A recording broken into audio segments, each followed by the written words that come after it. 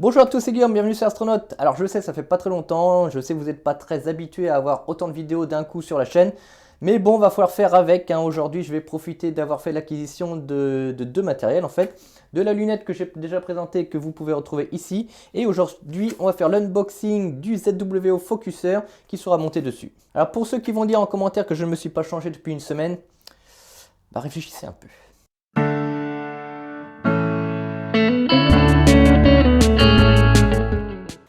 Alors avant d'ouvrir cette petite boîte, on va d'abord parler de ses différentes caractéristiques, hein, et la plus importante c'est son nombre de pas par tour, c'est-à-dire sa résolution. Donc ici on a une résolution de 5760 pas par tour, donc moi je trouve ça quand même énorme, même si je n'ai pas beaucoup de points de comparaison, je ne suis pas sûr que le robot focus qui est monté sur mon Newton soit aussi précis. Il faut imaginer que sur un seul tour de focuseur, on a 5760 positions différentes. Pause. Petite précision tout de même, avoir un grand nombre de pas ne veut pas forcément dire que votre système de focalisation sera précis.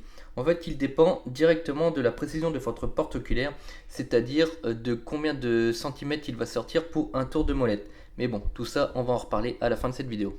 Donc je pense qu'il est assez précis pour aller sur des télescopes qui sont ouverts, c'est-à-dire vers des ouvertures de 3-4.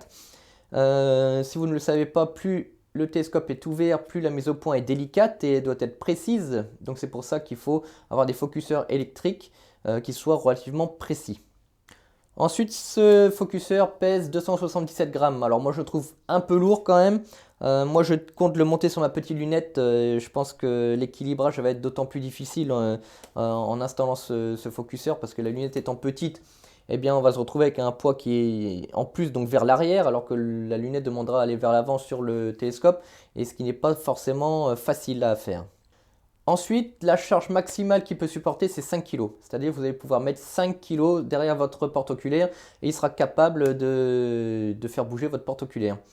Alors attention, il n'est pas livré avec son câble d'alimentation. C'est un focuseur qui est alimenté en 12 volts. Il n'est pas alimenté par son câble USB, c'est très important. N'oubliez pas de l'acheter si vous n'en avez pas. Alors vous pouvez aussi y adapter une sonde de température qui n'est pas livrée non plus. À quoi ça sert une sonde de température pour ceux qui ne le savent pas? Eh bien, il faut savoir que quand il y a des grosses fluctuations de température à l'extérieur, le télescope va se dilater ou se rétracter en fonction voilà, si la température monte ou descend. Et ça va venir jouer sur la focalisation. Donc vous pouvez programmer avec un logiciel qui va capter donc la température de cette sonde, donc des mouvements de focalisation pour venir suivre en fait la température. Vous pouvez aussi y adapter une télécommande, elle n'est pas livrée, vous avez plusieurs kits. Alors cette télécommande va se brancher en fait à l'emplacement de la sonde. Donc ça vous permet en fait de venir faire bouger votre focalisation grâce au petit moteur du robot Focus avec une petite télécommande. Bref, assez parlé, on va regarder qu'est-ce qu'on a là-dedans. Qu'est-ce qu'on va retrouver là-dedans? Alors un petit carton, ça a l'air d'être le certificat de garantie. La petite notice classique. Voilà, donc avec les différents éléments, comment installer votre focuseur sur votre PO. Donc ici des petits exemples, les différents éléments que vous allez retrouver dans la boîte.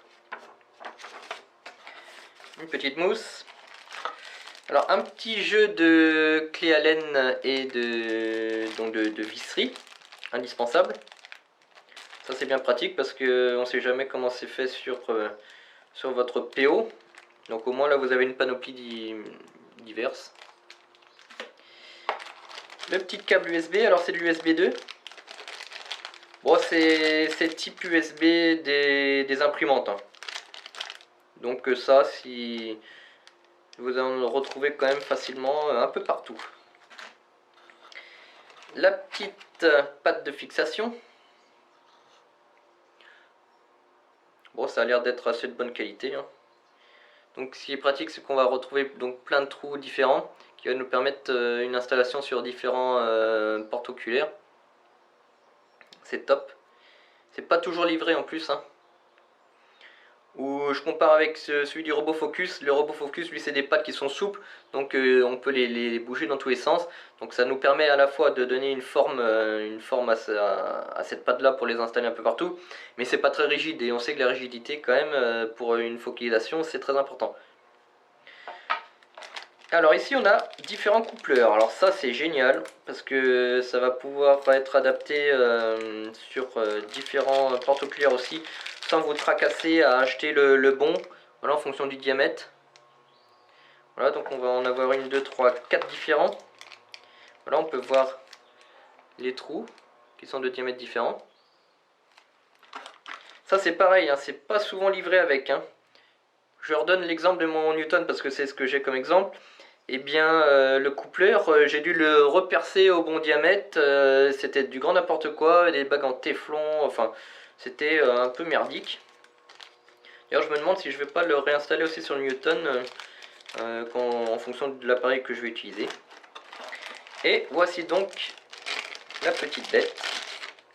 Voilà. Donc vous pouvez voir ici les différentes connexions. Avec ici donc la sonde de température ou alors la télécommande. Le port USB 2 et ici l'alimentation 12 volts DC. Bon, ma foi, ça m'a l'air de très bonne qualité, hein. Il fait vraiment costaud.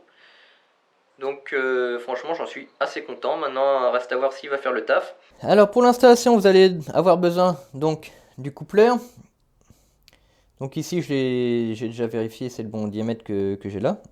Donc sur la lunette on va placer le focuseur sur celui-ci, non pas sur celui-là. Tout simplement parce que le focuseur a quand même une très bonne résolution, donc on peut l'installer sur la molette classique. Si vous avez un très mauvais focuseur, vous pouvez l'installer là, mais bon, je préconise quand même de le mettre sur cette partie-là. Comme ça, vous gardez cette partie-là pour l'utiliser en manuel. Voilà, donc la première étape, c'est bien entendu donc de le démonter. Donc ici, vous avez un trou à cet endroit-là. Vous trouvez la bonne clé Allen, vous desserrez la vis et vous pouvez enlever donc la molette. Donc maintenant vous allez installer le coupleur. Voilà, vous y installez les petites vis, pareil là et là, ainsi que ici et ici. J'ai déjà fait, mais c'est dans le petit sachet. On place ensuite de ce côté-là. Donc vous avez un petit plat ici. Faites en sorte de faire tomber l'une des vis en face du petit plat. Et c'est toujours un peu de jeu entre le porte-oculaire et puis le coupleur. Pour pas que ça frotte. Et ensuite vous avez juste à serrer.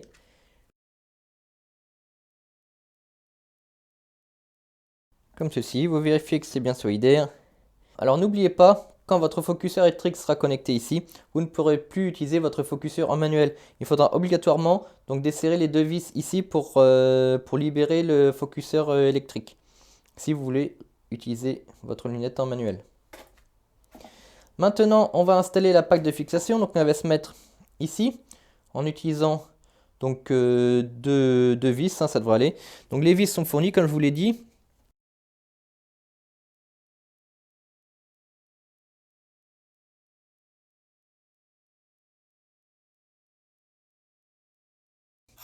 Voilà, parfait, ça coulisse super. Maintenant, on va installer notre focuseur. Donc il faut trouver les vis qui vont ici. Là c'est pareil, vous avez un mets-plat sur l'arbre. Je sais pas si on va bien voir. Voilà, donc placez-le en face d'une vis du coupleur.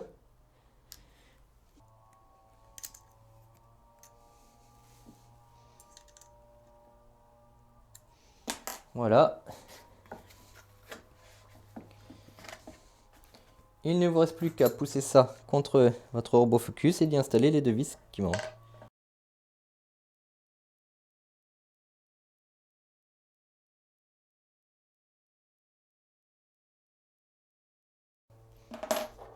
Voilà. Ensuite, vous pouvez serrer celle-ci.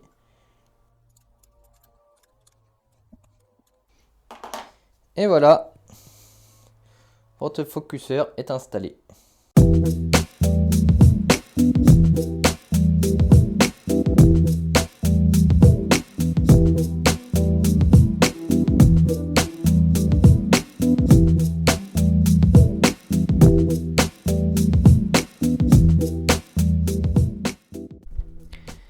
ZWO nous précise que leur focuseur est reconnu en natif sous Windows, donc j'ai voulu en avoir le cœur net, je l'ai donc branché à une alimentation, branché ensuite à mon ordinateur, et super, le focuseur est bien reconnu en natif sous Windows, ici c'est Windows 7 sur mon ordinateur, donc astronomique.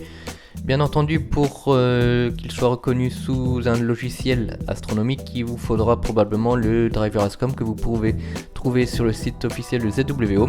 C'est ce que j'ai fait pour pouvoir le connecter sous Prism et ensuite il n'y a plus aucun problème, Prism l'a reconnu directement et ça marche super.